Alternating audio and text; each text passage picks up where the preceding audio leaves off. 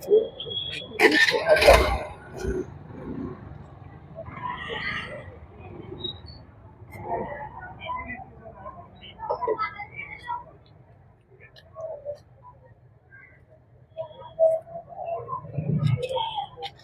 થયું હતું તમારી જોડે?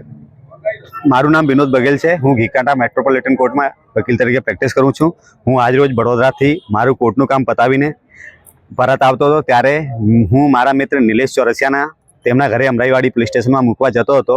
એ સમયે હાટકેશ્વર સર્કલથી ટર્ન લેતા એક AMTS બસ આગળ જતી હતી. મારા રોંગ સાઈડથી એક બાઇકવાળાએ આગળ કટ મારી, જેથી એ બાઇકવાળાને એવું લાગ્યું કે મારી ગાડી એમની બાઇકમાં અથડાઈ ગયું છે.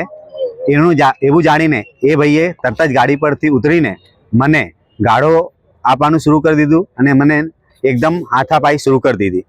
જ્યારે મેં એમને કીધું કે ભાઈ કોઈ નુકસાન નથી થયું તમારી ગાડીમાં કે મારી ગાડીમાં, તો જવા દો. તો એમને કીધું નહીં, તું આગળ ચાલ, હું તને જોઈ લઈશ. એ એકદમ હાઈપરમાં જેમ કે નશાકારક પદાર્થ લીધો એવો માણસ લાગતો હતો. એ પછી કેસી રેસ્ટોરન્ટ સામે લઈ ગયો. મારી ગાડીનો દરવાજો ખોલીને મને ગાડીમાંથી બહાર કાઢીને મારા સાથે મારમપીટી કરી, મને બહુ જ મારા મોઢા ઉપર ફેંટો મારી અને મને જાનથી મારી નાખવાની ધમકી આપી. તમને ફેંટો ક્યાં મારી? મારે અહીંયા બધી જગ્યાએ લાગે છે. એમને બોક્સર જે હોય એ પહેર્યું હતું, એ બધા એમના નિશાન છે. એના કારણે જ મને વધારે વાગ્યું. અને એના પછી મેં પોલીસ કંટ્રોલ 112 ઉપર ફોન કર્યો.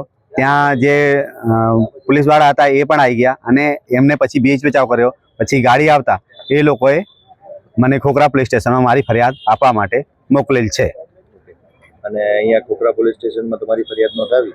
મેં મારી ખોખરા પોલીસ સ્ટેશનમાં જે ગાડી 2 વ્હીલર ચાલક હતા એમના સામે ફરિયાદ નોંધાવેલી છે અને એ ભાઈ અત્યારે અંદર પોલીસ કસ્ટડીમાં જ છે.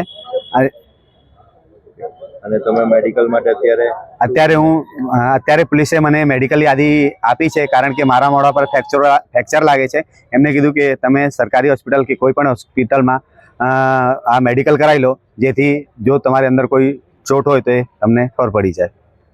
આ સામે મારું એવું માંગણી છે પોલીસથી કે જે પણ આ બાઇક ચાલક છે એમની સામે કડકમાં કડક પગલાં લો અને આવા જે અસામાજિક તત્વો છે એના ઉપર વોચ રાખો, જેથી કોઈ બીજા એડવોકેટ સાથે જેમને મારું સિમ્બોલ જોયા પછી પણ મારા સાથે હાથાપાઈ કરી એવું ના થાય. અને હું સરકારથી અપીલ કરું છું કે એડવોકેટ માટે એક એડવોકેટ પ્રોટેક્શન બિલ પસાર કરે, જેથી કોઈ પણ એડવોકેટ જોડે સિનિયર હોય કે જુનિયર હોય એના જોડે આવી ઘટના ફરીથી ના થાય.